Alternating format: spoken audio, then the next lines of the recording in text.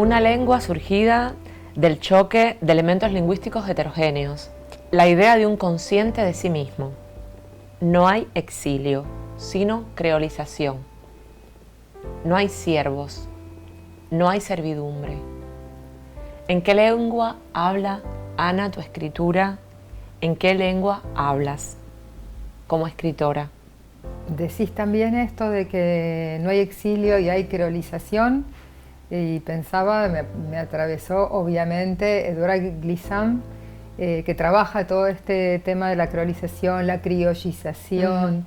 Es como pensar de nuevo el mito de la Torre de Babel, ¿no? De eso que es lo que se llama una confusión de lenguas, y que parece que seguimos con esa idea de que tenemos que traducir para entender una a la otra, y sin embargo en verdad lo que tendríamos que pensar es una relación entre esas lenguas diversas, más que la constante traducción de una sobre la otra.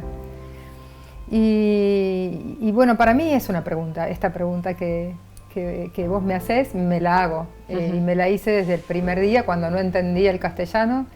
Y cuando empecé a hablar castellano pensando de que en qué lengua hablo, o sea, hablo en castellano. Hay algo que dice un escritor canario, y él dice: yo soy un escritor canario de expresión castellana. Y entonces yo podría decir que, bueno, también puedo ser una escritora armenia de expresión castellana, pero ahí tampoco pienso mucho en la nacionalidad de lo armenio o argentino, sino que es una lengua. Creo que hablo en una lengua corporal o sensual, que se expresa en castellano, pero que no tiene una dominación de una sobre la otra. Y en ese sentido me gusta pensar esto de no lo exiliado, no lo diaspórico, como que hay una lengua central y otras que le siguen, sino lenguas que se relacionen unas con otras. Y a veces, bueno, pasa en mis libros que pongo textos en, no sé, a veces en armenio o en alemán, algo quizá también he puesto algo en turco en algún lugar, para dar la idea a esto al lector de no entender, ¿no? De encontrarse y toparse con un fragmento que no se entienda, para que sí se entienda a través de eso que no se entiende, ¿no? Que vaya más allá de la expresión en una lengua particular, no sé, pero es una pregunta esta que me voy haciendo.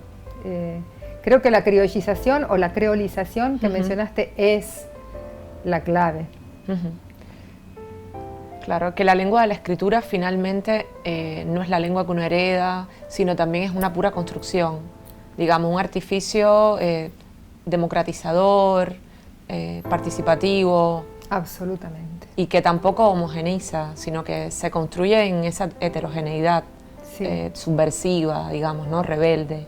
Sí, absolutamente, absolutamente. Bueno, a mí me pasó que tenía todo un imaginario desde la educación armenio, pero en realidad no tenía mucho acercamiento con textos, porque bueno, a partir del genocidio hubo una cantidad de escritores que fueron asesinados, así que hubo como un segmento de una población del mundo del arte que quedó diezmada, entonces no había continuidad. Y sin embargo, a pesar de eso, de no tener esa relación con textos, sí había una relación con imágenes, no sé, hasta digo, casi hasta de las misas, ¿no? Toda la sensualidad que podía encontrar ahí, de los cantos, de las imágenes, del incenciario, que después descubrí que en las películas de Parajanov, por ejemplo, el cineasta armenio, georgiano, soviético, si se quiere, que tiene tantos elementos que él trabaja y que me hacen sentir muy familiar a él, muy cercano a él, y que es esto, que sin embargo no está escrito, sino que es visible más que escrito, ¿no? Sí, los lenguajes son superpuestos y heterogéneos, y por eso después uno escribe así, parece que en modalidad fragmentada, pero en realidad no es el fragmento en sí, sino que son posiciones dentro de la lengua que van adquiriendo otras modalidades más de la imagen o más de lo teatral, o más, si se pudiese hacer pasar, los perfumes de cierta cosa de los olores, más de lo sensual, ¿no? No sé, mi idea sería poder tocar al lector sensualmente, con todos los sentidos. No tengo la manera más que a partir de una página. Y el lenguaje es la herramienta, pero no es comunicacional de ninguna manera. O sea, no hay nada que quiero comunicar, sino que lo que quiero hacer es tocar al otro en realidad. En un fragmento, en un instante, creo que incluso sucede en varias ocasiones durante todo el libro Infieles, hablas de los asociadores, ¿no? También como personajes, ¿no? Pero yo pensaba en esta idea de la asociación para pensar el lugar de la frontera en tu obra, que es parte de la gran investigación, de la radicalización de tu investigación como escritora. Pensar la frontera en el territorio, digamos, en lo geográfico, en esta idea de lo local y también y sobre todo en el género. Sí, totalmente. En esta desborde que hay genérico en los textos, ¿no? ¿Cómo lo sientes tú? Sí, totalmente, veo que fuiste al punto, que ese es el punto justamente del trabajo. Las fronteras de los géneros, primeramente, que algunos consideran híbridos, y yo no creo que sea híbrido, sino que es adrede buscar ese lugar donde la frontera se diluye y no es una cosa ni la otra, porque en realidad los términos de identidad se encuentran más bien laxos, y entonces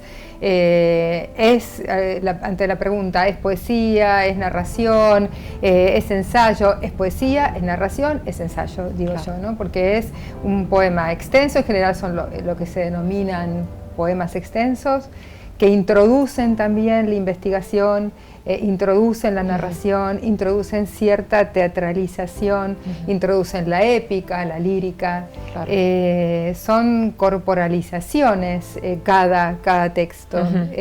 Y en ese sentido también hay un trabajo de las fronteras de los territorios, fronteras de los cuerpos adentro del texto, fronteras dentro del texto en sí, y la imagen del asociador viene a partir del trabajo realizado en el texto de Infieles particularmente con el Corán, porque es un concepto del Corán los asociadores. Y yo lo tomé también para trabajar el lenguaje religioso dentro de esa comunidad más laica que era el poema, entonces hacer un colectivo entre lo religioso y lo laico para entender qué podía haber sido aquel imperio. Otra de las cosas que me interesa investigar es la frontera temporal, histórica, entre los imperios y su caída, que pasó en ese punto, en ese intersticio entre la dominación y la caída. Bueno, quizá porque estamos viviendo, somos sensibles a una cierta caída de este tiempo, ¿no? Algo está cayendo, no sabemos bien qué, dónde, cómo. Estamos en este momento atravesando esa cornisa y me gusta ver para atrás para entender a ver de dónde viene ese imperio, pero también hacia adelante para indagar hacia dónde vamos. Y considero la poesía como un lugar, para mí, un lugar como regio para investigar, para realizar la investigación, una investigación que es sensible, ¿no? A través de los sentidos, otra vez, ¿no? No es a través de los conceptos en sí, pero si quiero investigar la ira dentro de la caída del Imperio Austrohúngaro, por ejemplo, entonces me ubico en un personaje en particular y trato de sentir a través de ese personaje toda la ira que le corresponde frente a la pérdida de su casa, a la pérdida de su barrio, a la pérdida de su pueblo, de su ciudad y después de todo su imperio, de su lenguaje, de su modo de vida, y a eso después le sigue la tristeza y a la tristeza, en fin, y así. Y esa es una investigación completa que es cada libro. Me parece que son espacios muy necesarios para investigar. Bueno, ese es mi modo. otros buscarán hacer este trabajo desde otro sitio, más académico quizá. A mí me interesa más lo corporal.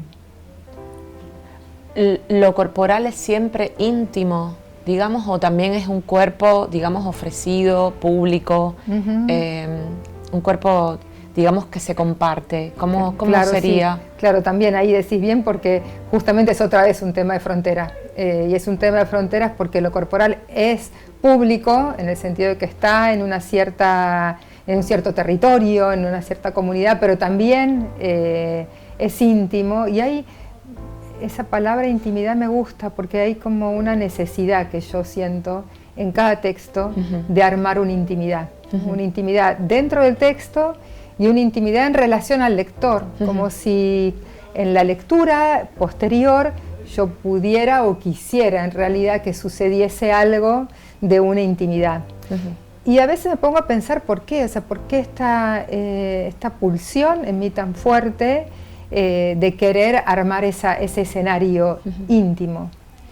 Y yo creo que eso me viene de toda la cuestión genocidiaria, ¿no? De llevar los cuerpos a un lugar muy público, de los relatos de mis abuelos, donde lo privado carecía de espacio, y entonces todo lo que se suponía que iba a ser lo más íntimo sucedía en el desierto, frente a otra gente, todo.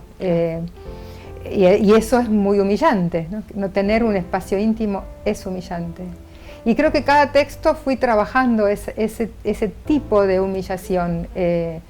Libros sobre la fábrica, libros sobre la caída del Imperio Soviético, libros, en cada uno de ellos hay un lugar donde lo íntimo no se termina de construir y entonces intenta de algún modo.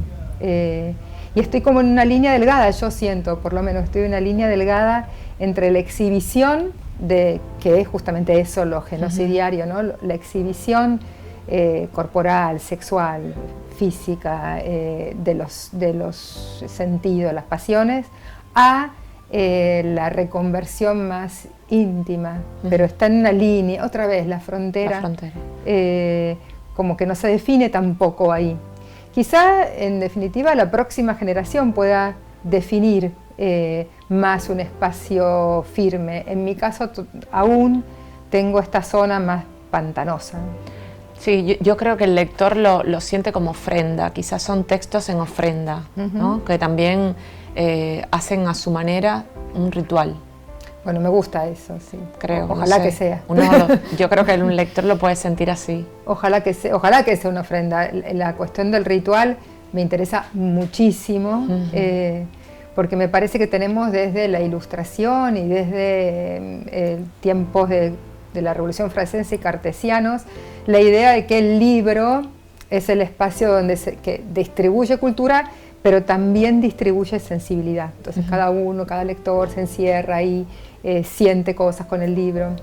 Y yo creo que no es solo el libro, hay otros dispositivos, otras herramientas, otros espacios, solo requieren ser ritualizados. O sea, en la medida que sea ritualizado, y en el sentido del libro, cuando el ritual cae, y esto es creo que lo que estamos observando, cuando el ritual alrededor del libro y la lectura cae, el libro no es más que un pedazo de papel escrito, para mi gusto, ¿no? Entonces tenemos que fomentar, alimentar ese ritual, y si no buscarlo en otros espacios, no sé, quizá, por ejemplo, que me gusta habitar y vivirlo desde esa ritualización, no sé, el vino, el encuentro, los libros, claro, la cámara.